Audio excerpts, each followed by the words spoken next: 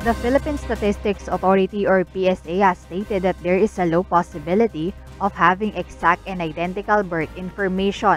Attorney Eliezer Ambatali, director of PSA's legal service, mentioned that the agency already has a mechanism to determine if information is already registered in their database.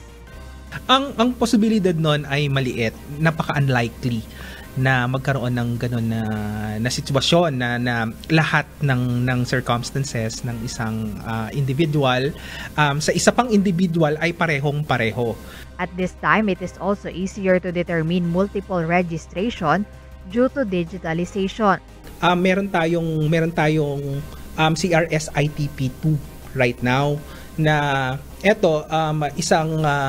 yung ITP2 is the second phase of the digitalization effort for the civil registration system natin. So, dahil dito sa CRS ITP2, mas madali natin na determine yung multiple registrations. Regarding the issue concerning suspended Bamban Tarlac Mayor Alice Guo's information, the PSA clarified that it is not a case of double entry. They emphasized that there is only one record of the name in their database.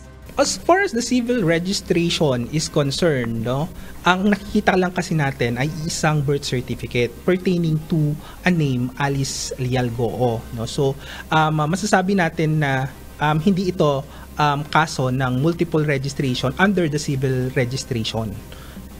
In relation to these issues, the agency has implemented stricter measures for late birth registration.